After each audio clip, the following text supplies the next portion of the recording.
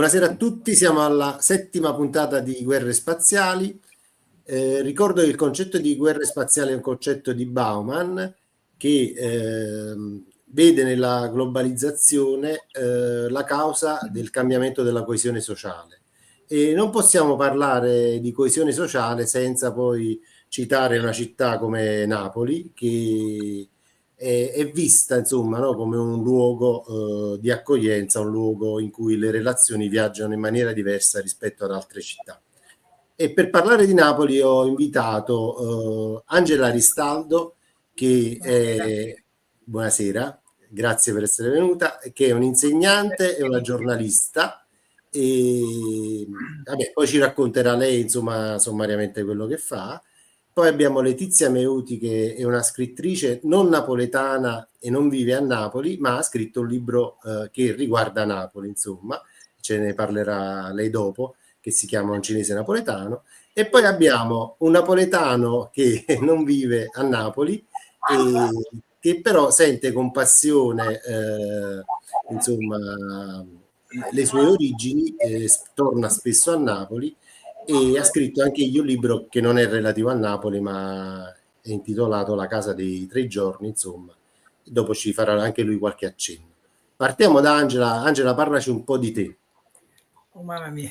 Vabbè, io diciamo che vivo nel cuore di Napoli, io sto proprio nel centro storico, quello che proprio è adesso è nell'occhio del ciclone, perché io sto vicino a Piazza Bellini, dove sapete tutte le ultime situazioni della Movida, soprattutto di questi, e poi lavoro a scuola, quindi sto in mezzo ai ragazzi, proprio di questi ragazzi che sono un po' al centro di questa attenzione, perché a Napoli, vabbè, e come dicevi tu, è di mille colori sicuramente.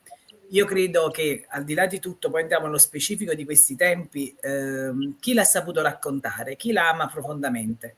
Penso a 3 persone fondamentali: Edoardo, Pino Daniele e Massimo Troisi.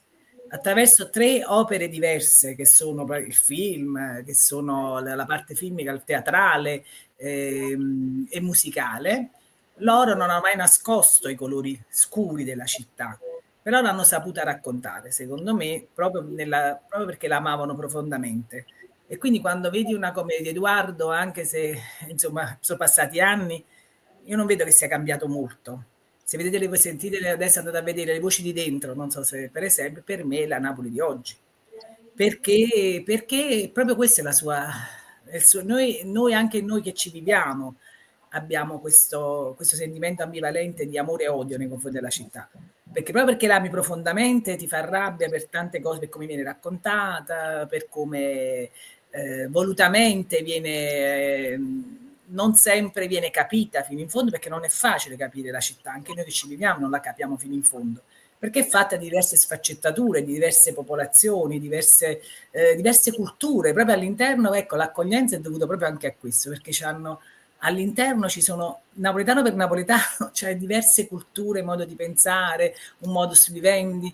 Si dice anche che praticamente questo discorso del Vesuvio ci fa vivere anche questa precarietà, no? Questa cosa che oggi ci sei, domani no, però questo dovrebbe valere per qualsiasi città del mondo, no? Perché fa parte dell'essere umano. Qui è un po' più forte, però abbiamo pure quella filosofia che ci fa vivere, diciamo, ci fa sorpassare anche tutti questi problemi. Beh, Giuseppe vive a Milano, anche Letizia non so dove vive. Roma. A Roma, perfetto. Io quando vado fuori in vacanza o così, o qualche parte, insomma, vado a vedere altre situazioni, quando torno a Napoli, non so Giuseppe, se pure a te hai l'impatto, come se dici, ma capisci, no? Che chi viene da fuori ha un impatto un po', forse solo New York l'assomiglia, c'è in quel caos, no? Poi dopo passano quelle ore, passano quei giorni, e dici, vabbè, cominci a entrare in questo flusso e poi non ne puoi uscire, perché poi dovunque vai mi pare che non ci stai bene, insomma, in questo senso. Io tra l'altro sono un insegnante, scuola primaria, volutamente, lavoro in un quartiere, anche questo è particolare, io sto a Via Duomo, però la mia platea è soprattutto Forcella, che è un mondo a parte, no? Che sta al centro di Napoli, però credetemi, è una cultura a parte. Cioè nel senso che anche lì è un modus vivendi particolare che si va a chiudere con tutte le altre, e quindi io sto fra le varie, insomma, fra le varie anime di questa città, che comunque quello che hanno in comune è sicuramente l'apertura, la socialità, la bontà, ma anche a volte la violenza, la cattiveria. Io vedo i ragazzi, no? Tu vedi che in gruppo adesso ci sono queste cose dei baby gang, di questa cosa dei coltelli. Allora poi parlo con i ragazzi, dico: ma scusate, ma voi quando uscite? Vabbè, ma io lo porto per difesa. Allora dico: beh, questo per difesa nel 2025 già mi sembra strano che tu esci il sabato e devi pensare a una difesa. Oppure sentivo bambini piccoli di 6-7 anni, dico: no maestra, io poi pomeriggio non esco perché c'è il coprifuoco. Porcelle, no? Coprifuoco qualche anno fa, quando c'erano lotte tra scissionisti e cose varie. Per loro 6, 7, 8, 9, 10 anni è normale. Allora io cominciavo a dire: guardate, non è normale pensare di vivere in una città, per esempio, in un coprifuoco. Eppure loro ci vivono, ci convivono, sembra, fino a che poi non ci sta la tragedia, allora poi là diventa tutta un'altra storia. Insomma, come si fa a raccontare Napoli? È difficile, cioè, a unire tutte queste anime. Noi ci proviamo, nel senso, a trovare un equilibrio, ma è un equilibrio instabile. Poi questa cosa del turismo, insomma, sicuramente io, cioè, ci vivo da sempre, ho fatto l'università, mi ricordo che questi vicoli, Giuseppe, se ti ricordi, dopo le 8 veramente c'era un coprifuoco, cioè non le potevi attraversare. Di giorno c'erano ragazzi universitari, a un certo punto dopo le 8 c'era proprio, era terra di altri. Col turismo a me sembra che c'è una riconversione industriale anche della malavita, no? Che a un certo chi magari vedi i B&B dappertutto, magari vedi che ti accolgono quelle signore che magari qualche anno prima facevano altre attività, magari spaccio, cose, adesso invece si aprono i B&B. Allora ti dici: vabbè, però perlomeno c'è una finalità turistica.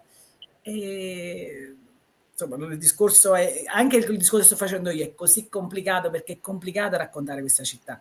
Però sicuramente è una cosa positiva questo fatto che tutto il mondo si sta accorgendo della bellezza, della cultura e della stratificazione di questa città, che penso sia l'unica città che abbia all'interno tutte le culture storiche, cioè dai greci ai romani fino all'età contemporanea, quando vai in metropolitana.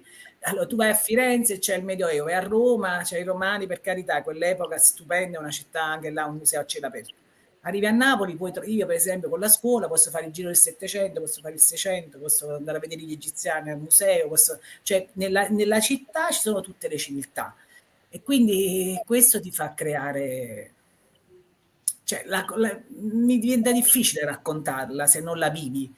Vivendola non è che stiamo perfettamente bene per tante situazioni, ci lamentiamo, per esempio io mi lamento molto di questa, per esempio io sono in un palazzo di 9 famiglie, 4 sono diventate B&B ed è diventata più difficile la convivenza con queste strutture, è così, perché l'ascensore si rompe sempre, perché ci sta sempre movimento, però poi scendi ed è piacevole vedere che le persone in tutte le lingue, insomma, di che giro ammirano la città, ammirano le bellezze di questa città, che ogni giorno io scopro, ce ne sono tante di cose che i napoletani non conoscono. Cioè io sono 25 anni che sto in questa strada, ma vi dico che ancora oggi scopro delle chicche, dei tesori, se le vuoi. Cioè questa è una ricchezza nella ricchezza che non finisce mai.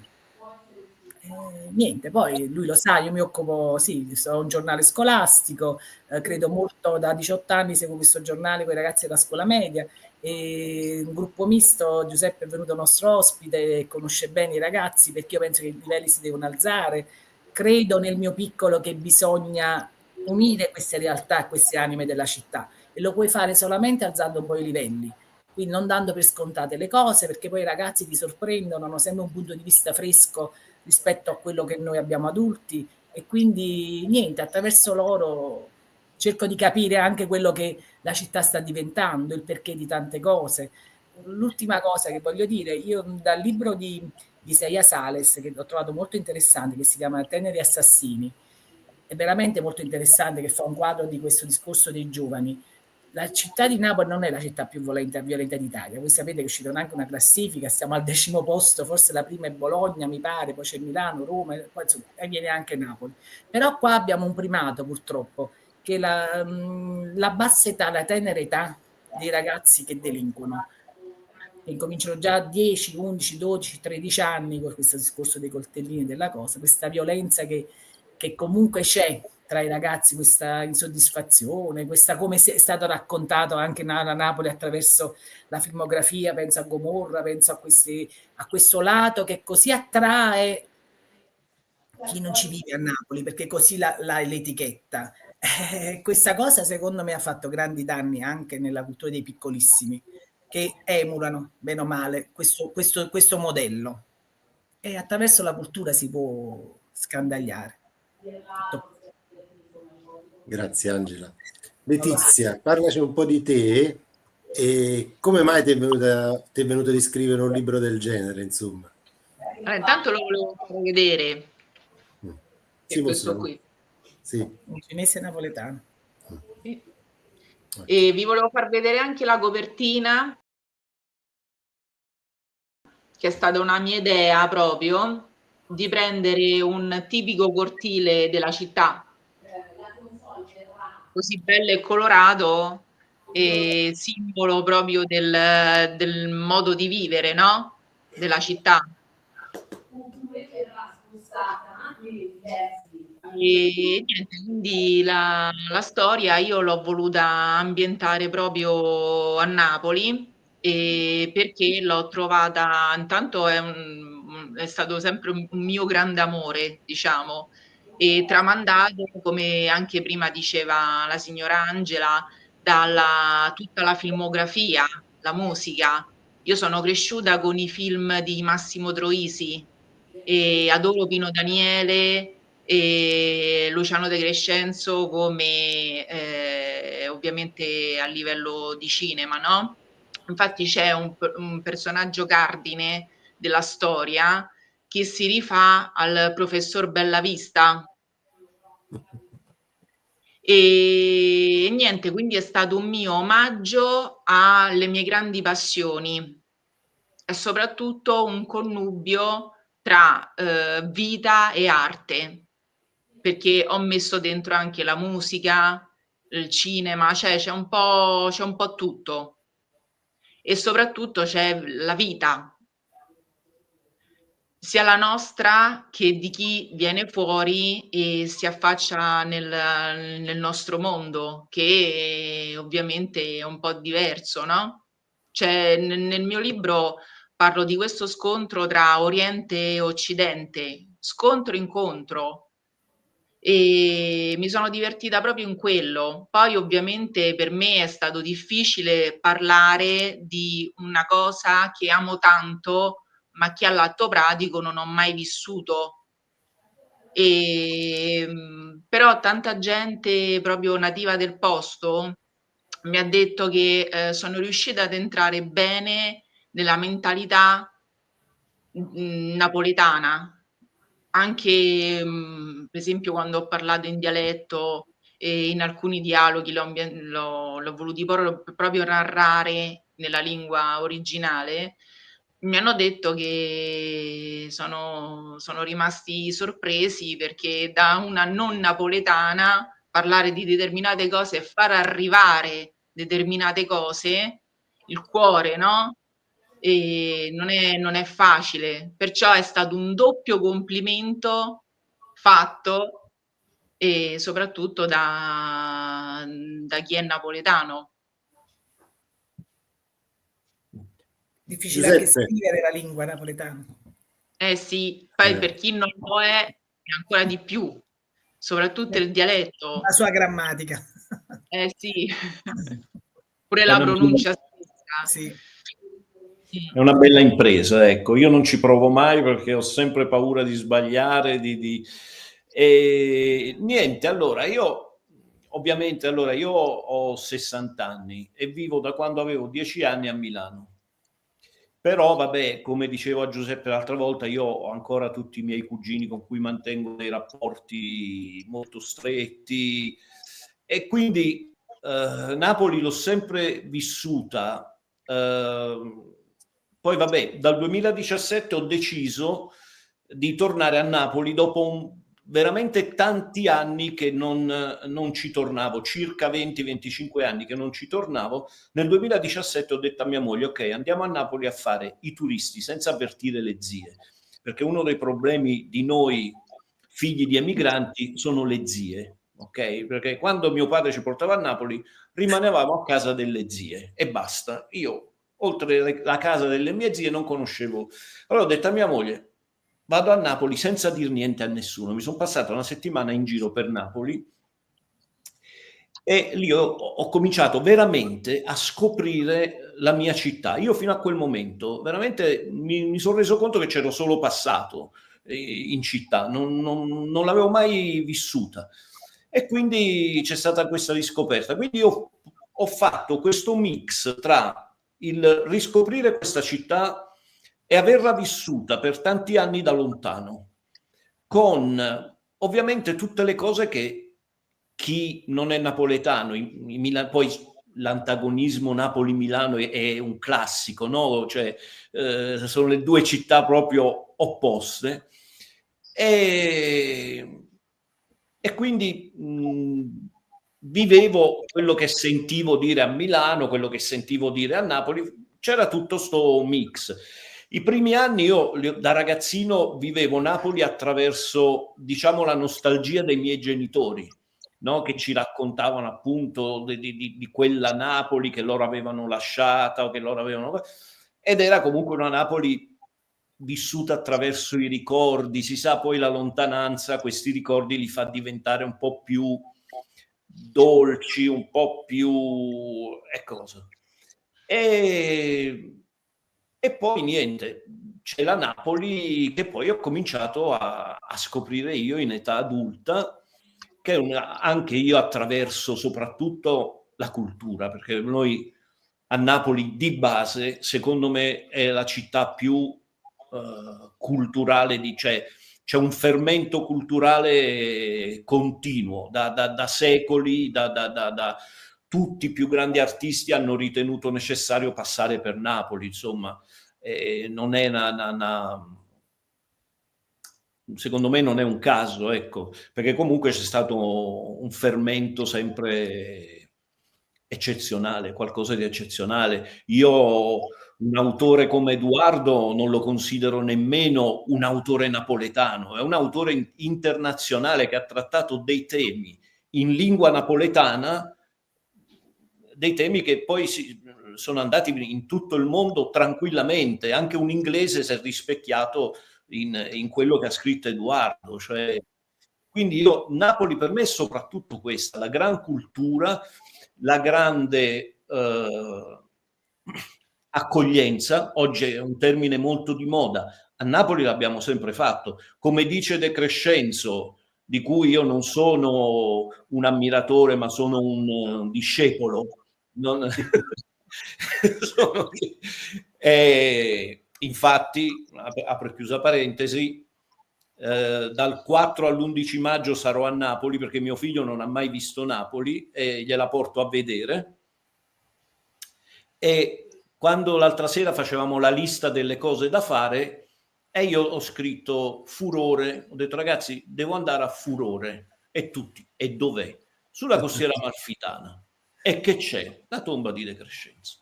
Quindi De Crescenzo ha detto in uno dei suoi libri che a Napoli solo i russi non sono passati, poi è passato tutto il mondo. Quindi una città in cui è passato tutto il mondo inevitabilmente è un fermento continuo nel bene e purtroppo anche nel male, è un fermento a Napoli veramente c'è tutto, puoi trovare tutto.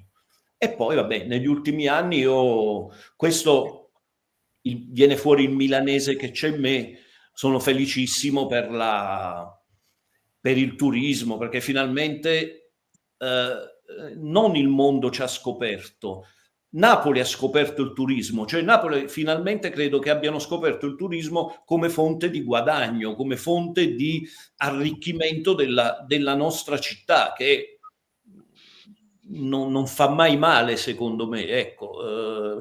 Angela purtroppo vive anche i lati negativi, ma secondo me è solo una questione di tempo, perché anche lì poi si dovrà sviluppare, anche se vabbè, oggi paradossalmente essendo diventato molto più facile di qualche anno fa viaggiare, c'è molto più turismo mordi e fuggi, c'è molto più un turismo di massa, diciamo, che in certi momenti fa più danni che altro, ecco, quindi... Giuseppe, scusami, 5 secondi il tuo libro, lo mostri e ne parlo 5 secondi. E ti poi... ringrazio. Allora, La casa dei 3 giorni. La casa dei 3 giorni racconta la storia dell'ultima notte di Benito Mussolini, raccontata dalla ragazza che era in casa con loro. Benito Mussolini l'ultima notte fu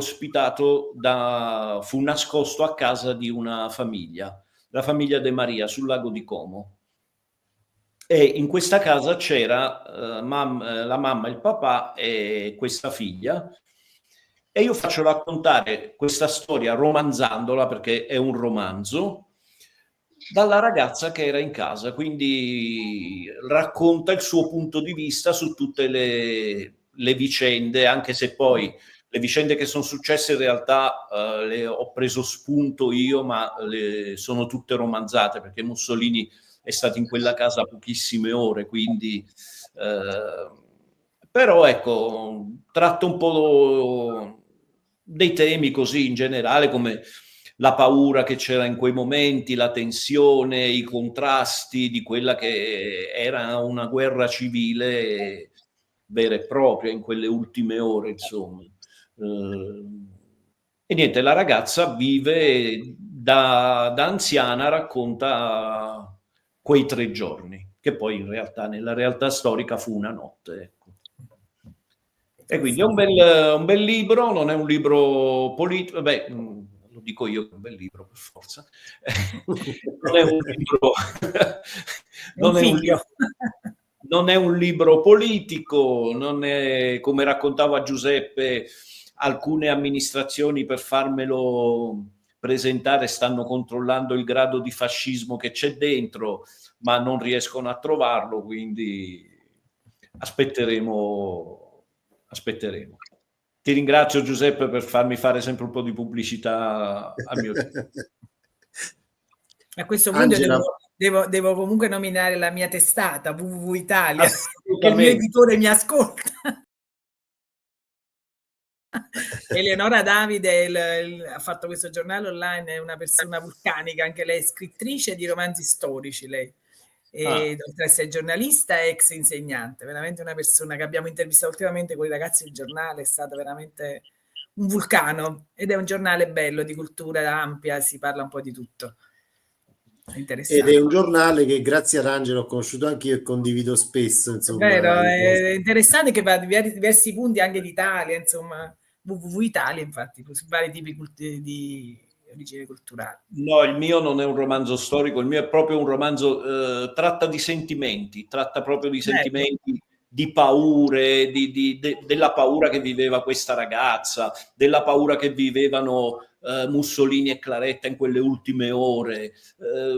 Ho cercato di parlare del lato umano di quei momenti, insomma, che credo che ci siano sempre. Per quanto una persona possa essere colpevole, insomma, il lato umano alla fine c'è sempre. Angela, io vedo spesso i media, ne abbiamo anche parlato da vicino, i media fare un po' un gioco del prestigiatore, no? Quando hanno bisogno di mettere, che ne so, qualcosa per distrarre su ciò che sta accadendo nel mondo, usano sempre Napoli. Abbiamo visto il bellissimo vestito di Pulcinella, no? Su cui hai scritto anche tu un articolo, e adesso stiamo vedendo questa montatura di Roccaraso. Esatto. No, vabbè, però io mi ricollego un po' al discorso che diceva Giuseppe sul turismo, per carità, ben venga. Quello che manca è come incanalare questa energia, attenzione, perché mo, al di là del discorso di Roccaraso, che è un punto su iceberg, che chiaramente è un tipo folcloristico come Rita De Crescenzo, anche se il folklore, come diceva Letizia, ma il folklore non è la parte predominante di questa città, comunque. Io credo che non si conosca poi la Napoli composita di tante anime, di tante cose. Cioè, la Rita De Crescenzo rappresenta una piccolissima parte che però si sente di più. questi TikTok purtroppo è una cosa che sta in tutta Italia, no? Sta pigliando piede, a volte si crede più a quello, una volta si dice lo dice la televisione, lo dice, mo lo dice il TikTok per esempio.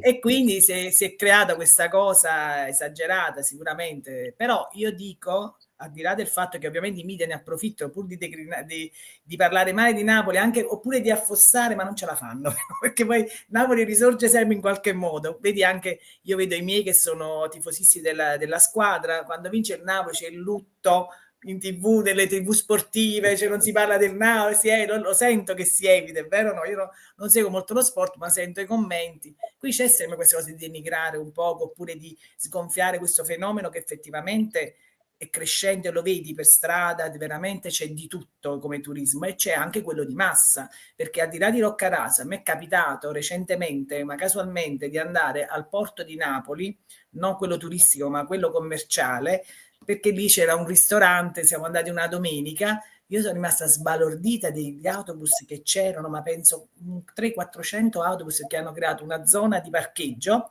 di queste persone che quindi al di là di Roccaraso, e la Roccaraso là è tutti i giorni, che si riversano nella città, non portano tanta economia perché fanno il giro, si prendono la calamita che magari è fatta dalla serie, non so se avete visto quello che sta succedendo, Giuseppe, non loro, giustamente, stanno crescendo come funghi questa catena di negozi pakistani o peraltro che vendono delle calamite di cinesi, mo ci vuole, di plastica, ma stanno aprendo tipo 4-5 a Via Duomo, 4-5 a Via Chiaia, una catena per me sospetta, voglio dire, e io sono un cittadino normale, perché lì se vai a Via Duomo c'è una libreria di 2 ragazzi di Vini Giuseppe molto bella, che loro sono venuti, vivevano fuori Napoli, sono tornati proprio per questo boom turistico, per tornare alla loro città, investire nella loro città. Hanno aperto una libreria bar per bambini, dove c'è uno spazio per i bambini, ci sono dei libri, è una veramente deliziosa, ma loro hanno detto noi ormai stiamo per chiudere perché paghiamo un fitto di 1.800 euro e non riusciamo su Via Duomo, vicino al Duomo, a stare sulla piazza. Quel posto quando chiuderà cosa diventerà? Un altro negozio di calamite di plastica, perché dice, lei si chiedeva come fanno questi a pagare 1.800 euro di fitto. Quindi voglio dire, è chiaro che sono illazioni, però io credo che tutto questo turismo, al di là anche del discorso di Roccaraso, mancano le istituzioni che devono organizzare questi flussi, devono organizzare la città. Tu fai venire i turisti, la metro deve essere aperta sempre, deve essere più veloce, avere più treni, devi evitare le auto che scendono, devi chiudere, fare come tutte le città del mondo. Io ho girato i centri storici come sono i nostri, che sono veramente patrimonio dell'UNESCO, tu non puoi far passare le auto. A un certo punto va chiuso, va creato una situazione esterna in cui tu arrivi con la macchina e scendi, prendi la metro, ci sono le navette, cioè, ecco, ci vorrebbe un po' di milanese, un po' di organizzazione. Sì, perché io credo che stiamo andando, questi parcheggi che stanno uscendo abusivi, vi ho detto che c'è una riconversione industriale anche della malavita rispetto a questo. Questa cosa che tu dicevi, Giuseppe, che hanno capito i napoletani che ci si può guadagnare col turismo, benissimo, ben venga. Però attenzione a chi poi gestisce questo tipo di guadagno, perché poi se non fai un controllo... E quindi Roccaraso è la punta di un iceberg che però noi lo vediamo nella città che non sempre poi i servizi sono all'altezza di questi flussi che arrivano e tu a un certo punto li devi un po' regolamentare, quello che è successo a Venezia, quello che succede in tutte le città, Firenze, no, le città turistiche, a un certo punto devi anche organizzare i flussi. Quindi io capisco questo che tu vuoi dire, Giuseppe, che si è creato ovviamente, Giletti ha invitato a Starita delle Scienze per fare audience, insomma, e quindi c'è la napoletana, lo solito stereotipo, però seriamente si dovrebbe affrontare anche il problema di una riorganizzazione della città, io credo.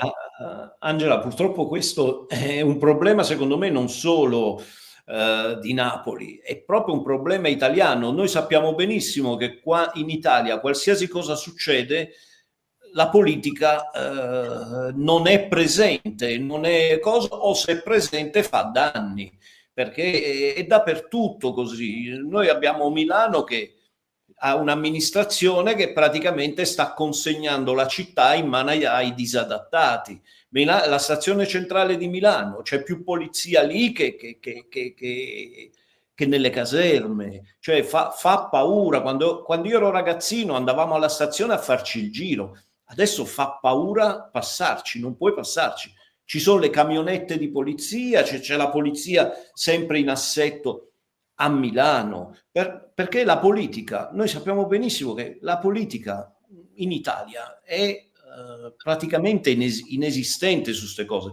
Fuori Certo, dalla realtà reale, dai problemi reali da affrontare. Napoli sta vivendo, no, i nostri problemi sono il green, le comunità LGBTQ, il walk, e quelli sono i nostri problemi.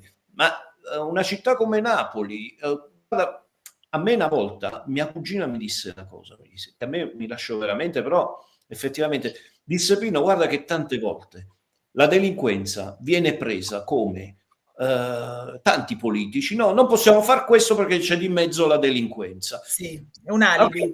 Viene preso come alibi proprio, quando, cioè, è questo il problema. Tu stai dicendo una cosa, è ovvio che un fenomeno così devi saperlo gestire, perché sennò ti fa danni. A me è capitato per esempio di andare a Venezia. Io mi sono rifiutato di tornarci perché non ci puoi stare. Io sono d'accordissimo col biglietto d'entrata, perché una città come Venezia, debole, perché è una città molto strutturalmente proprio debole, cioè non può resistere a tutta... C'è un turismo fuori dal mondo, fuori non gestito, a queste cose purtroppo si sa che la politica da noi è inesistente. Ma per esempio a San Gregorio Armeno, scusami, San Gregorio Armeno la conoscete, la via dei Presepi, non so se sapete che l'anno scorso c'era un famosissimo insomma antico pasticcere che poi ha ceduto comunque anche l'attività a un altro, quindi comincia a fare business, voleva aprire lì sulla via di San Gregorio Armeno, aveva preso un negozio per le sfogliatelle.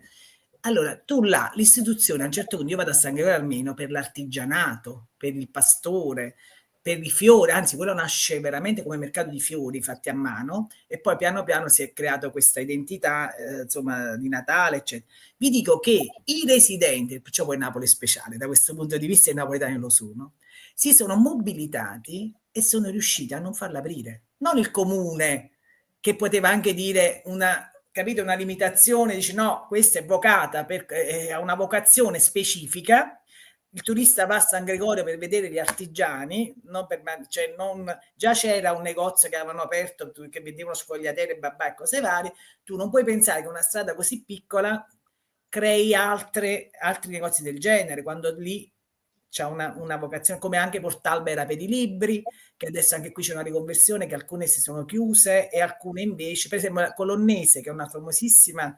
libreria e anche editore, no? Che sta vicino al Conservatorio di Napoli, anche lì stava a rischio chiusura. Io penso che lì le istituzioni dovrebbero entrare, sono entrati dei filantropi, dei privati che stanno sovvenzionando quella, e questa è la bellezza di Napoli per me, nel senso che poi c'è questa volontà, no? Di rimanere a certi livelli. Noi abbiamo un grande artigianato, si stanno aprendo anche piccoli negozi molto particolari, che c'è il souvenir col corno, con la cosa, con tutto quello, va benissimo perché quella è la nostra identità, ma è l'artigiano locale o anche no, che si adegua a un tipo di qualità, no? Di cosa che tu offri. Allora poi se no sta diventando lo spritz a €1, la cosa, cioè così. Io credo che è una deriva e che non fa parte proprio anche dell'identità di Napoli, che anche negli anni si è sempre collocata, come dicevi tu, anche a un livello culturale, secondo me, medio-alto, oppure di qualità artigianale. I liutai per i violini ancora ci sono, per fortuna, ma resisteranno? Cioè, questo è il problema.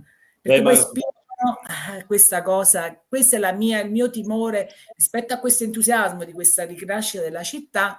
Io che la vivo temo questo cambiamento, anche se qua come Venezia i veneziani non ci abitano più, vanno a messe, no? Vivono i veri veneziani. Sì. Qui non lo so se si spopola, perché comunque il napoletano c'è ancora e rimane. E questo c'è, resistiamo, anche noi tra 9 resistiamo a tutti questi bimbi del palazzo che vendono casa e subito diventa business per chi lo viene a acquistare, no?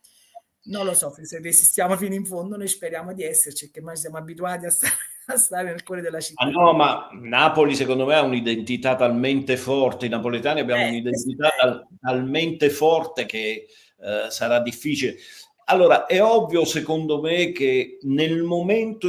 Allora, purtroppo il grosso del turismo è un turismo di massa, ok? Il turista medio cosa va cercando? Come hai detto tu, lo spritz, il ristorante... Cioè, adesso per esempio... Food, il ristorante è già una parola, il fast food, la pizza a 4 messa così. Ecco, ma sono va bene. Ma quelle sono poi le cose che identificano, cioè mio figlio mi ha detto, oh, io la prima cosa che voglio fare, voglio andare nelle bancarelle o Perio Mus, cioè la prima cosa che ha detto, cioè non è che... ho detto io no, ascolta, prenotiamo la cappella di San Severo, gli scavi di Pompei, perché non di San Gennaro. È un mondo. Lui Operio Mus è andato a pensare. Ragazzi, vi fermo un attimo. Dimmi. Letizia, è passato un autore, Luigi Costa, romano anche egli, che ha scritto un libro che si chiama Solo e parla di un serial killer, insomma, e raccontava praticamente che questa dinamica dei serial killer tra Roma e Napoli non può esistere praticamente, perché magari vengono incanalati in altre energie, no? Tipo quelle che raccontava Angela prima, no? Dei coltellini, eccetera, ma perché Napoli e Roma sono due città in cui è talmente tutto imperfetto che anche la solitudine è imperfetta, cioè nel senso che uno veramente, se anche si impegna, non può mai rimanere solo, perché alla fermata dell'autobus, e raccontava sia Napoli, ma soprattutto Napoli, ma anche Roma, non come una grande città, ma come un grande paese. Insomma, cosa pensi di queste cose che ha detto Luigi? Beh, ci sono molte similitudini, no? Alla fine tra le due città, anche se ovviamente ognuno ha con un suo modo di vivere, magari un pochino differente. Però, ecco, per esempio, prima come anche quello che diceva Angela del fatto della criminalità, no? Anche Roma è famosa negli anni addietro per tutto un movimento che c'è stato, a cominciare per esempio dalla banda della Magliana, e che ancora oggi ci portiamo un pochino dietro di questa storia, insomma. Quindi io penso che ogni città ha un suo modo di vivere, però c'è sempre un qualche cosa che ci accomuna tutti quanti. Anche perché facciamo parte dello stesso paese alla fine. E perciò così, cioè nel senso troviamo un po' di similitudini anche in cose che non sono uguali al pratico, no? Diciamo. Però c'è sempre un qualcosa che ci unisce. Ed è vero quello che dicevi del fatto che non è difficile rimanere soli. Poi soprattutto da voi, da noi già è un pochino più differente, eh? Non c'è tanta apertura, da voi forse di più. E Io quanto penso... il tuo libro descrive questa dimensione?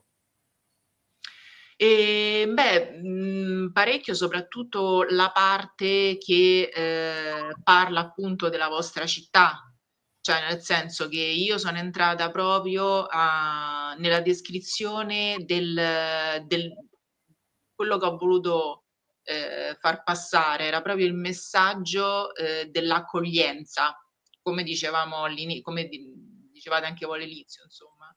E poi soprattutto questa apertura verso il diverso, lo straniero anche, perché ovviamente, come già avete detto anche voi, Napoli nei secoli ha subito numerose anche invasioni da parte dei popoli circostanti. Quindi è stato tutto un grande arricchimento a livello culturale che poi nei secoli è andata avanti questa cosa e l'ha fatta crescere. E quindi tutto questo per me andava raccontato, è bello raccontare quello più che altro. cioè far passare il messaggio positivo. Io sono sempre per far passare il messaggio positivo.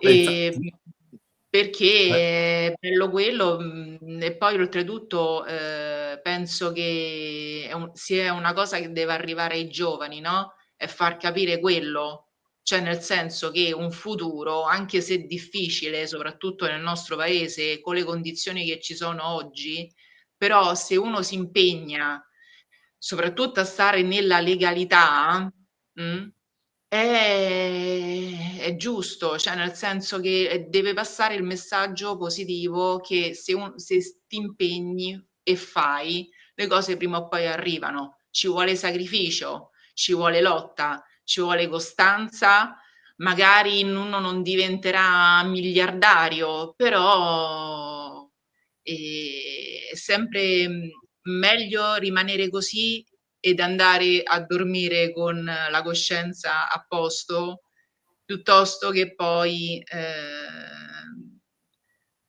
mettersi in delle cose che non portano a niente, che poi oltretutto rovinano, no? E quindi penso che sia quello di bello di far trasmettere anche alle nuove generazioni. Ma sai che una cosa che sto notando invece negli ultimi tempi è proprio un'imprenditoria giovanile che prima non si vedeva, cioè dei ragazzi che tornano, a parte quelle della libreria che poverini stanno in crisi, ma ho visto dei ragazzi, ho sentito, pensa che li portai Giuseppe dal giornale, ragazzo del giornale, lui non ci poteva credere perché io ho un cugino milanese che venne per la prima volta a Napoli con la moglie, milanese proprio la moglie, e lui invece anche lui di origine del sud, però, e prese un B&B, ma ti parlo di forse 7-8 anni, ma forse anche 10 anni fa. Ed era per la prima volta fu il primo ospite di un B&B che si era aperto da parte di due ragazzi giovanissimi, due fratelli che vivevano fuori, mi pare a Bologna, non so dove, e che vedendo questa ricrescita della città e avendo avuto per eredità dei genitori che erano finiti con questo appartamento, avevano pensato di investire, hanno fatto una cosa carinissima, cioè ogni stanza aveva il nome di un piatto, non mi ricordo, di spaghetti, non ricordo, comunque era veramente delizioso. L'entusiasmo di questi ragazzi dice: no, ma tu devi venire a parlare con i ragazzi del giornale, perché io devo far sentire ai ragazzi che gente che ritorna a Napoli investe, no? Lo vedevano una cosa positiva, no? Quello che dicevi tu, proprio di avere la positività dei giovani che reinvestono sulla propria città. E io lo vedo nei bar, o questa cosa della libreria, vedo che questo fermento non è solo, a parte quella piccola parte che sta deviando, c'è molto invece anche dell'artigianato, di ragazzi laureati che investono su queste piccole imprese, credendo proprio in questo flusso turistico. E questa è una cosa bellissima, cioè i giovani che tornano alla città, che prima invece facciamo come Troisi, no? Io non sono emigrante, voglio viaggiare, però fondamentalmente molti napoletani veramente andavano fuori per trovare lavoro, capito? Invece trovarlo per la propria città, questa è una grande occasione, assolutamente, che non va trascurata, no? Assolutamente positiva da questo punto di vista. Questo episodio che hai raccontato mi ha un po' ricordato quando ho conosciuto Letizia, perché in effetti, avendo scritto un libro, tra virgolette, che parla di Napoli, ero convinta che fosse napoletana. E la prima cosa che disse: no, ma io la prima cosa che disse: non vivo a Napoli. Allora disse: vabbè, è una napoletana che non vive a Napoli e ha scritto un libro su Napoli. Poi dopo mi ha chiarito anche questo passaggio: no, guardi, non sono neanche napoletano, no? E insomma, quindi mi ha ricordato lei che ha investito poi su Napoli scrivendo una storia su Napoli, e quindi mi ha fatto sorridere questa cosa. Torniamo a Giuseppe. Giuseppe, parlaci un poco di come si percepisce Napoli a Milano invece. Ma allora, guarda, questa cosa qua io l'ho già notata da un paio d'anni, e un paio d'anni fa ne parlavo con mia figlia, sai, forse te l'ho detto, mia figlia fa la DJ, quindi è molto attento a questi, ai ragazzi, ai movimenti che nascono e cose, e io vedo con piacere che ormai a Milano ci sono più pizzerie e trattorie napoletane che a Napoli. Cioè, a Milano Napoli è diventato, uso una parola che va di moda tanto, un brand. Cioè, mia figlia mi disse: pa, io quando giro, vado nei locali, c'è sempre qualcuno che fa qualcosa di napoletano. e vuoi il cibo, vuoi questo, vuoi quello, soprattutto ecco sul cibo, che questa è una cosa che a me fa piacere, essendo un amante del cibo, si vede, però limita un po' la città. Però io dico sempre va bene così, perché l'importante è che comunque, cioè, finalmente io vedo la mia città, che per anni l'ho sempre vista relegata a un ruolo sempre di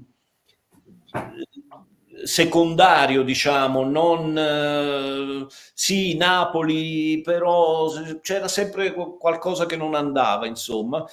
Finalmente anche una città come Milano, dove le avanguardie sono all'ordine del giorno, vedere appunto che c'è questa nascita di ristoranti napoletani, soprattutto di bar. Io passo spesso vicino al Palazzo della Regione, c'è un bar che già alle 7 del mattino si chiama proprio Aroma di Napoli, è pieno, proprio fa tutte le cose napoletane proprio. E le sfogliatelle, ma c'hanno proprio. E quindi per me questa è una cosa molto molto positiva. Ripeto, io forse sarò un po' pragmatico, ma secondo me Napoli ha bisogno di queste cose, perché sono poi le basi per, cioè, se c'è un'economia che gira, una città viva e cosa, poi le cose si possono aggiustare, cioè si possono fare tante cose. La stessa Milano, per esempio, negli ultimi anni anche se i milanesi del sindaco non è che sono proprio entusiasti, ma Milano negli ultimi anni è stata veramente rivalutata. Intere zone, la zona di adesso la chiamano City Life, in realtà era la zona la vecchia fiera, diciamo, e sono state rivalutate, hanno fatto degli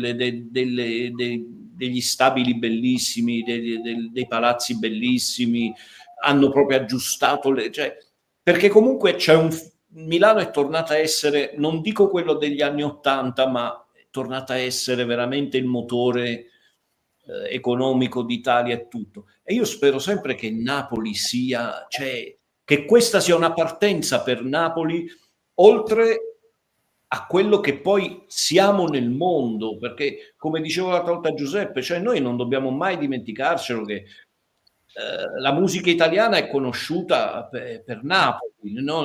In America conoscono la musica napoletana, non conoscono la musica italiana. Cioè, comunque noi non dobbiamo mai dimenticare questo aspetto, però secondo me dobbiamo anche vedere un aspetto più che poi, se troviamo un politico che si sveglia un po', può approfittarne, insomma, può cavalcare l'onda e aggiustare un po'. Insomma, io spero sempre, ecco, io non perderò mai la speranza, anche se io mi ricordo sempre mio nonno che negli ultimi anni venne ad abitare con noi a Milano, e io avevo gli ultimi anni di vita, lui non camminava più, io allora lo mettevo, saliva in macchina con me e lo portavo a fare un giro, e lui mi raccontava appunto di Napoli, cioè la sua Napoli. Mio nonno era di Stradera, Poggioreale, e la sua Napoli, e però concludeva sempre, diceva, però sai, è come una bella donna, tutti la vogliono ma nessuno se la sposa. Cioè, a me mi è rimasta impressa sta cosa, diciamo. Io quindi spero sempre che Napoli, un po' come è diventata, io mi scontro anche con quello, il Napoli con De Laurentiis, no? Io ogni tanto litigo con qualcuno su Facebook perché essendo De Laurentiis non un campione di simpatia, tanti lo criticano. E invece io un giorno a uno ho risposto: ascoltami, numeri alla mano, è il miglior presidente che abbiamo mai avuto. È quello che ci ha creato una stabilità, sono 20 anni che siamo sempre lì ai primi posti, e quindi non si può criticare. E io spero che, ecco, arrivi un politico che faccia un po' il De Laurentiis della situazione. Io, se posso dire la mia, penso che Napoli, dove è mal vista, è perché, tornando al concetto di guerre spaziali, forse è la città occidentale nel Mediterraneo che si piega di meno a questi ritmi della globalizzazione, a questi tempi della globalizzazione, la città più libera, e quindi, non piegandosi a questi tempi, a queste dinamiche, poi alla fine è come se desse un po' fastidio, perché quando qualcuno ha uno spirito libero dà più fastidio di uno che invece comunque segue dei percorsi che vengono calati dall'alto. E rigiro la domanda ad Angela, ma mi farebbe piacere anche se poi parlasse più nello specifico della scuola e del progetto di Ristoriamoci, che secondo me poi è un progetto importantissimo, che è proprio nel cuore di Napoli, a Forcella.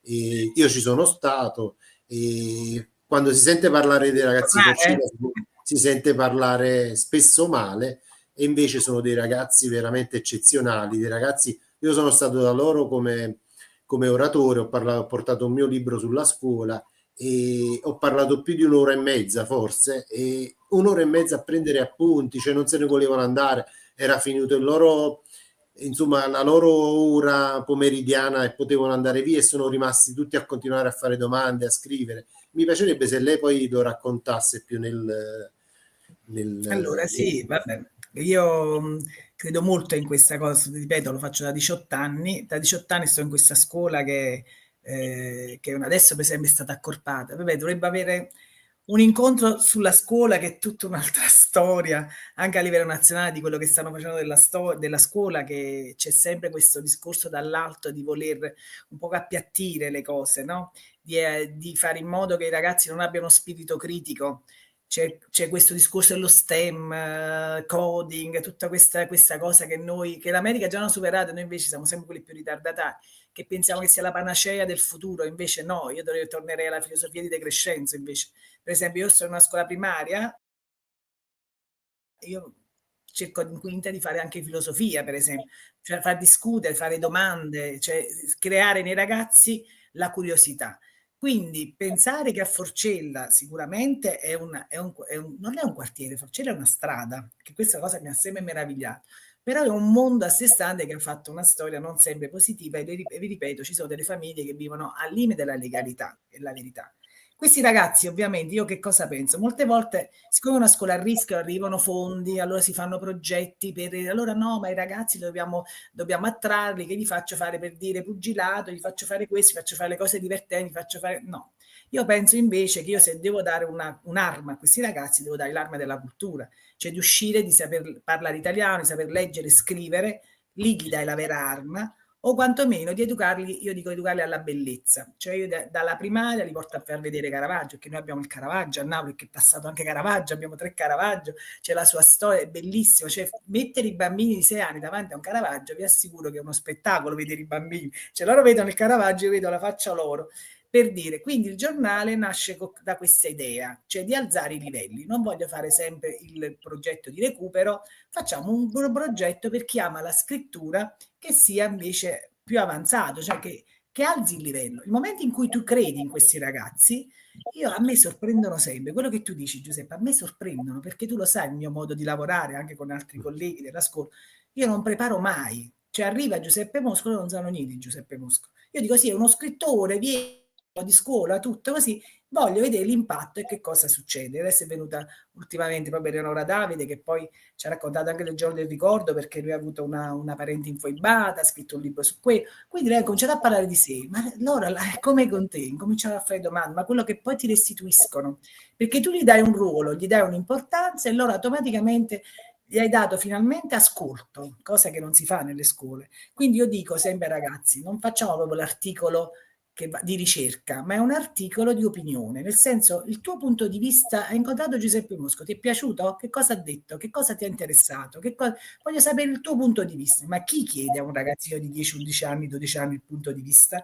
Sicuramente a casa loro no, perché magari fanno altre vite, magari sono disattenti, poi ci sono i device, non parliamo, questa cosa che stanno davanti alla PlayStation, le cose TikTok, eccetera, eccetera. Invece gli metto un foglio di carta in mano con la penna e vedi che invece loro producono, incominciano a scrivere, magari all'inizio con tanti errori di ortografia ancora, con delle cose così. Io non cambio mai i contenuti, ma qualche volta la forma, però loro sono liberi di esprimersi e questa cosa ha successo per i ragazzi, cioè loro adesso che stanno 19 ragazzi mi meravigliano sempre, chi vuole fare, perché io faccio un gruppo misto dalla prima alla terza media, non sono nemmeno i miei alunni, a volte sono i miei ex alunni che mi porto dove c'è un affetto e tutto, però quando non lo sono c'è il giornale, ormai è diventato così forte il giornale che loro mi chiedono di far parte della redazione. Dopodiché che cosa facciamo? Gli facciamo vedere di tutto, dall'arte, dello scrittore. Una volta andammo a vedere una cantante di musica lirica, divertentissimo, lei fece un piccolo spettacolo per questi ragazzi, ma quando mai questa era un'occasione di vedere la musica lirica? Quindi da che parte questo progetto? Dall'idea di buttare un seme. Magari questi ragazzi dicono, trovano una strada che sia diversa e quindi educare al bello della città, alla positività della città. A volte non la conoscono questi ragazzi perché i genitori non hanno tempo di portarli in giro. Io vedo anche i piccoli, magari stanno a Via Doma, non sono arrivati a Piazza del Biscito per intenderci. Non crediate che tutti i napoletani conoscano Napoli.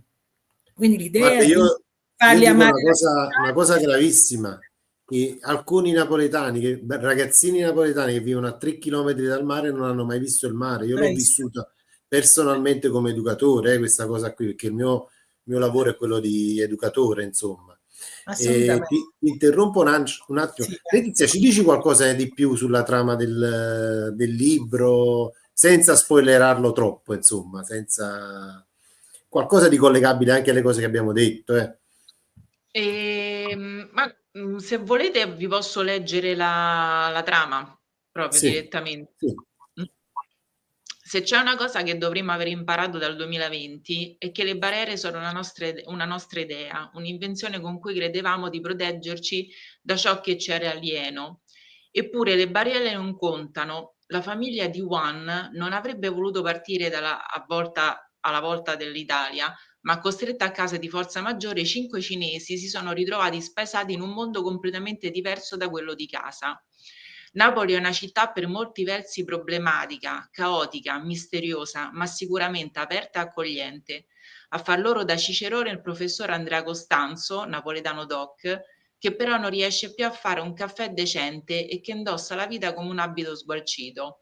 In questo mirabile connubio internazionale, due culture distanti scoprono la solidarietà e la fratellanza, fino a superare il peggior anno della storia recente nell'unico modo possibile, insieme. Quindi ambientato nel 20, durante il Covid. Sì, durante la pandemia, a cavallo tra il 19 e il 20. E il mio messaggio era quello di dover parlare nuovamente di unione fra le persone, unione fra chi anche non si conosce, chi è straniero appunto, perché purtroppo dal Covid in poi è cambiato un qualche cosa, no? Soprattutto tra i rapporti tra le persone. Quindi ritornare piano piano a reintegrare quello che c'era prima, cioè a ricreare proprio l'unione, è la cosa per me più giusta da affrontare adesso. Quindi lasciando alle spalle tutto quello che c'è stato e provare a di far tornare quello che c'era prima, che non è una cosa facile, ci vuole un po' di tempo magari, però credo che le persone alla fine, l'uomo è un essere sociale, no? Quindi ha bisogno di stare con gli altri, perché se no non funziona. Non siamo stati fatti per rimanere da soli. E perciò credo che adesso sia importante, soprattutto da far arrivare ai ragazzi, il concetto proprio di unirsi, stare insieme. E niente. È quello che è stata mia premura far uscire e far arrivare a chi leggeva, quindi al lettore. Letizia, nella tua quotidianità questo sta avvenendo secondo te? Ma piano piano i rapporti, per esempio io lo vedo anche con i posti che frequento, certo non è esattamente proprio come era prima di tutto, però piano piano, a piccole dosi, vedo che un qualche cosa sta cambiando, ma credo che sia normale, cioè nel senso l'evoluzione, no?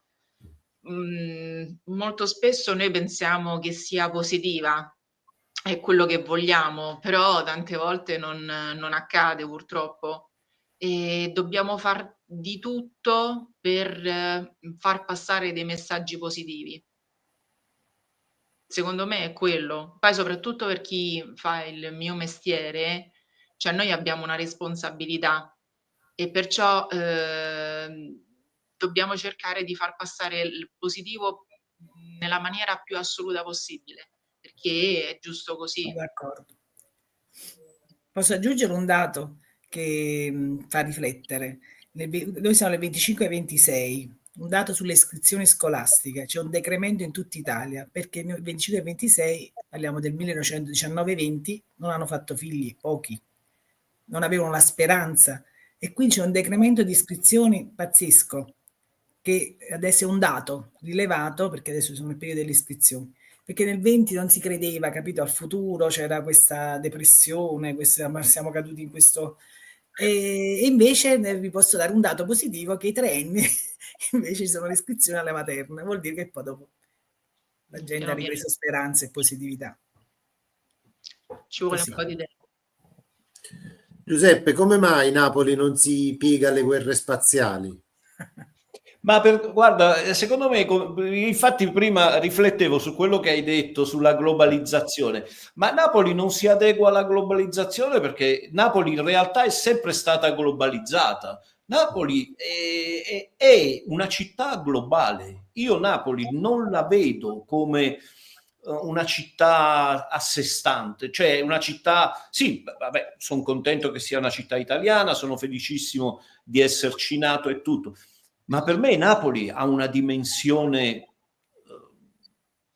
secondo me è sempre stata globalizzata. De Crescenzo lo dice in un suo, se non sbaglio, in Così parlo della vista, disse, come poi lo diceva lui, no? Diceva: gli unici che non ci hanno ancora fatto il piacere di una loro visita sono i russi. Poi per il resto a Napoli sono passati tutti.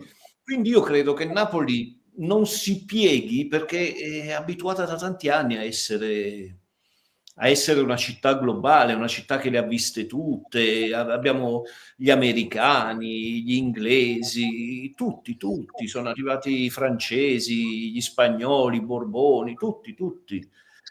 Quindi io credo a questo, che Napoli in realtà sia proprio una città che ha nel suo DNA il fatto proprio di essere una città globale, come noi napoletani siamo molto, molto portati al dialogo, no?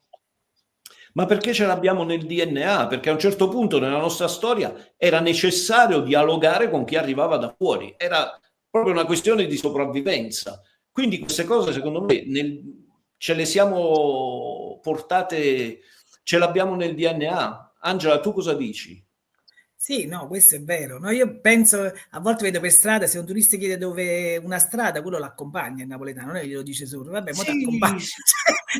È una cosa, si mette proprio a disposizione, non solo gli dà le indicazioni. Ma assolutamente sì. Poi ci sono state anche le 4 giornate di Napoli. Io dico, più che non è globalizzata, è libera. Io penso che ci abbia proprio uno spirito libero, c'è il mare che aiuta molto, c'è l'idea di libertà, o anche l'idea anche della precarietà della vita. Il discorso del Vesuvio non è da poco, è filosofico, c'è questa cosa della precarietà, cioè c'è la scossa, c'è 10 scosse stamattina lì, cioè che lì sta venendo, vabbè, ma quella sta là, da Bagnoli, vabbè, a Bagnoli, per dire, e continui, no? C'è questa cosa che da una parte terrorizza, dalla parte ti dà anche l'idea che cos'è la vita, no? Cioè di vivere la vita è qui ed ora, e quindi vivere al momento, indipendentemente da chi ci sta. Stanno i Borboni, vabbè, stanno i spagnoli, vabbè, e tutti questi comunque hanno, come diceva anche Letizia, hanno portato molto qui. Cioè, ci siano 1000 culture. Tu dicevi di tua figlia DJ, ma vogliamo vedere il caso Geolier. Geolier era più famoso a Milano che a Napoli. Cioè, ormai adesso cantare un verso napoletano è di gran moda adesso. C'è questo momento alto di Napoli dal punto di vista culturale. Sanremo prima dal napoletano era vietato, adesso qua tutti devono dire quella frasetta napoletana nella canzone, come la vedremo domani, non lo so, vedrai che ci sarà chi canterà in napoletano, perché più fa cool. Ma la musica napoletana, io lo dico, io prima la classica, no? Dico. Allora, io nasco artisticamente, nasco come musicista, quindi io sono un musicista, ma la musica napoletana, lo dicevo l'altra volta a Giuseppe, ne parlavamo, non so se credo fuori onda. Donizetti, bergamasco doc, ha scritto Io te voglio bene assai. Ecco, ma non è che lui il testo l'ha fatto lui. All'epoca era di moda farsi fare i testi in napoletano. Cioè, il discorso è quello, perciò io dico, Napoli per me non è una città limitata a Napoli. Napoli è sempre stata una città globale. Ovvio che poi quando t'arriva gente da fuori, impari, sei più portato. Adesso io vivo a Milano, ma lavoro con un'azienda fuori Milano. Non dico la città perché non mi sembra bello, insomma, a dirlo, ok? È una città bellissima, a me piace tantissimo. Ok, ma lì la gente considera straniera già il vicino di casa, perché sono paesi non abituati a vedere la gente, a vedere arrivare persone, a vedersi arrivare culture diverse. Noi a Napoli ci siamo abituati, a Roma altrettanto e cose, quindi per forza di cose, queste cose io credo che ci siano entrate dentro, anche non volendo, anche non volendo, credo che queste cose ti rimangano addosso, ecco. Cioè, la musica, Pino Daniele ha fatto anche il contrario, però, Cioè lui nell'ultima parte ha cercato altre culture e le ha contaminate. Cioè noi siamo contaminati, quello è stato il successo anche della sua musica. Era un grande musicista soprattutto. Sì, sì. Perché poi dopo ha fatto ricerca di altro e l'ha portato dentro, cioè c'è stata un'osmosi, insomma, tra le varie culture. Infatti lui non faceva musica napoletana, lui faceva il blues, e il blues con i testi in napoletano, sì, Pino Daniele non è un musicista napoletano, è un musicista blues internazionale, assolutamente.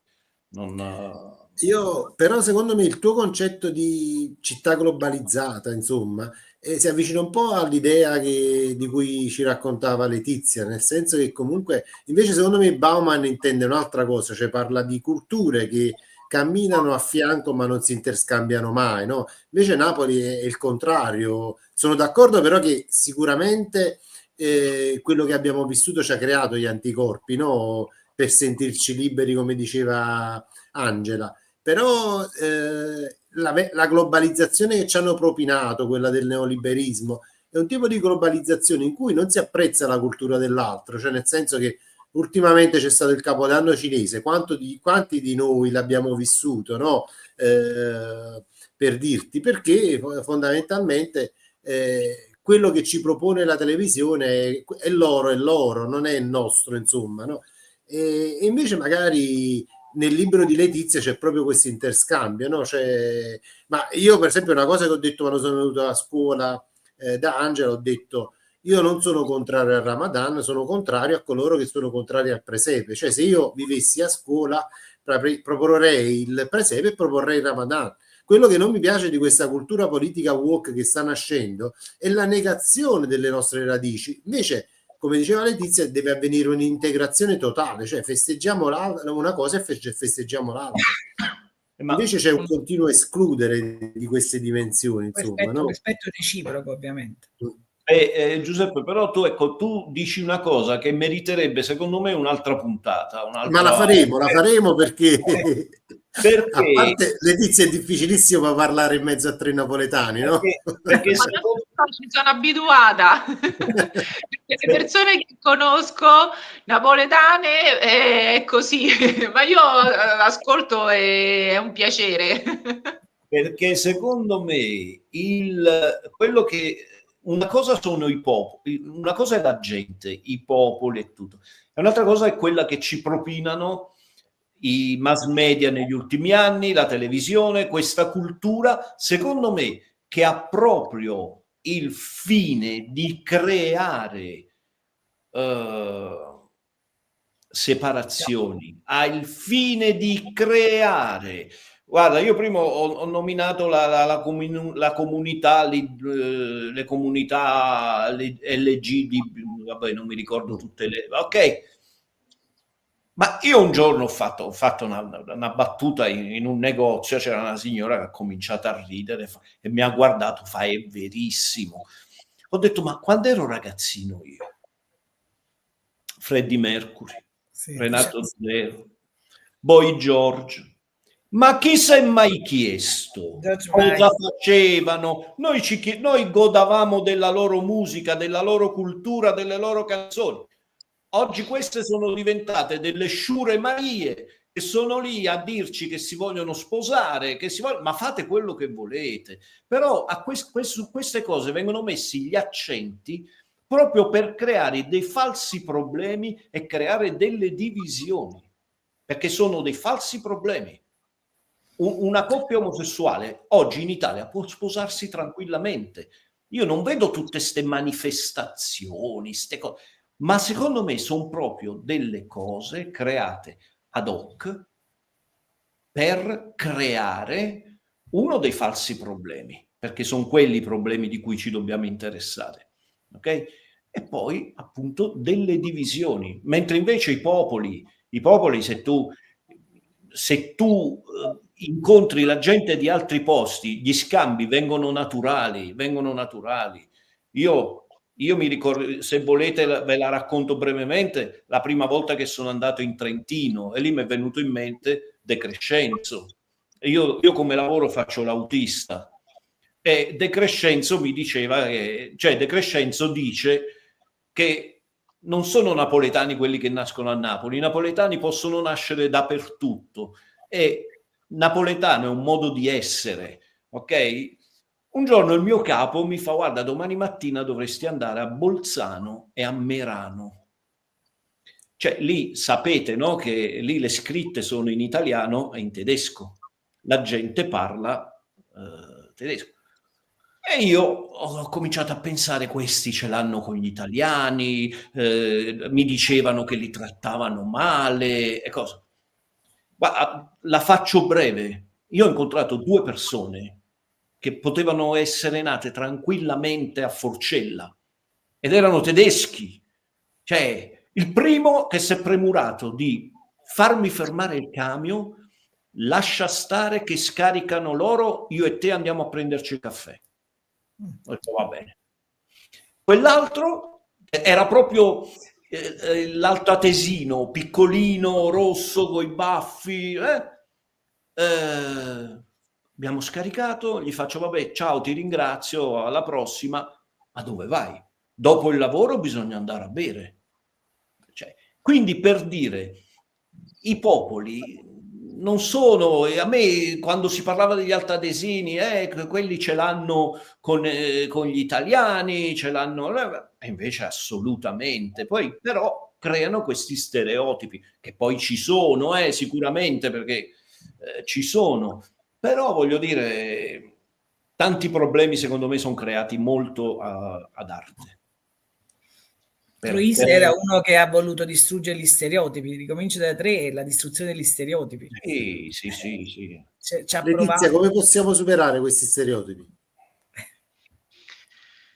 Purtroppo i stereotipi ci sono sempre stati, perciò l'importante è che si trovi un fattore comune, come dicevi anche tu prima, perché c'è in culture anche differenti.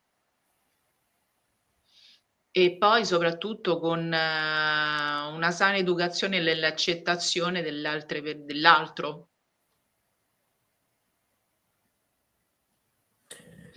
Ragazzi, penso che stasera abbiamo messo tantissima carne a cuocere. Mi farebbe piacere rincontrarci, come diceva Giuseppe, in un'altra puntata per facciamo un giro di saluti a chi ci ha ascoltato, partendo da Angela. Per me vabbè, è stato se vi farebbe piacere, se vi farà piacere, ci vedremo in una nuova puntata tra un mesetto, insomma. Tornando al discorso del confronto, è sempre creativo e sempre accrescente, no? Conoscere diverse persone, proprio anche della città, di altre città, anime differenti che si incontrano e che si possono. Però vedi, il discorso della cultura, quello è veramente un discorso a parte, dell'azzeramento delle culture, perché l'incontro che diceva Letizia tra il cinese e il napoletano, tra queste due culture, vincono se ognuno comunque porta la propria cultura, non c'è l'azzeramento. Nel momento in cui tu azzeri, a quel punto non c'è più, c'è un livellamento. Invece è bello avere le personalità, il confronto, la modalità diversa, e quello accresce, secondo me. Su questo dovremmo discuterne tanto, perché veramente si sta facendo tanto su questa cosa anche del genere. Io che lo vivo a scuola, c'è molta questa intrusione di questa cosa di azzeramento dei generi. Io dovrei cambiare la grammatica, perché io dico la prima cosa, l'articolo genere femminile, genere maschile, non lo posso dire più, sono fuori mo, illo là, igli, ille, singolare femminile, ma singolare maschile, insomma, guarda, diventa veramente un problema. Comunque vabbè, è stato un piacere conoscervi e spero, è stata una bella esperienza, e ti ringrazio Giuseppe per l'opportunità e per la fiducia che hai sempre. Vabbè, Riposta, secondo me. ma lo sai cosa penso di te, quindi lascio la parola a Giuseppe. Devi tornare al giornale però, Va bene, allora io, oltre a ringraziarti per aver conosciuto Angela e Letizia, niente, queste sono cose che, come ha detto Angela, anche ci sarebbero da fare trasmissioni, che poi queste discussioni danno vita ad altre discussioni, ad altre cose. Però per concludere con il nostro argomento, ripeto quello che diceva De Crescenzo: Napoli è l'ultima speranza per l'umanità. Bene. Vi saluto e vi ringrazio. Letizia, la parola a te. Allora, io ne approfitto per dire che il mio libro è possibile trovarlo su Amazon. Faccio una marchetta. No, va bene, va bene. Lo compreremo. Trovarlo su Amazon, quindi insomma, per chi fosse curioso di sapere, lì troverà tutto quanto. Poi ci sono anche i miei social, ho anche un sito dove posto, metto regolarmente tutti gli eventi a cui partecipo, tutte le cose che faccio, quindi vi aspetto sia sui social che ovviamente per l'acquisto del romanzo su Amazon. E se c'è qualcuno di Roma, però non credo, comunque se tante volte qualcuno si trovasse a Roma per vacanze o cose del genere, è anche possibile acquistarlo in diverse edicole della città e in alcune librerie. Vabbè, comunque metteremo in descrizione sia i link di acquisto, insomma, per il tuo libro, quello di Giuseppe, ma anche comunque il link, insomma, del giornale su cui scrive Angela, magari anche qualcosina su Ristoriamoci, perché comunque se qualcuno vuole curiosare, insomma, vale la pena di andare a dare un occhio, insomma. Penso che sia stata una chiacchierata stupenda, insomma, e veramente mi farebbe piacere ripeterla, magari allargando i temi, insomma, con gli stessi attori, quindi quando mi farebbe vuoi, piacere, insomma. Quando vuoi io ci sono. Ok. Grazie a tutti, a coloro che ci hanno ascoltato, e a voi che ospiti che insomma mi avete onorato della vostra presenza. Noi ci salutiamo in retroscena tra un po'. Chiudo la... Ciao a tutti.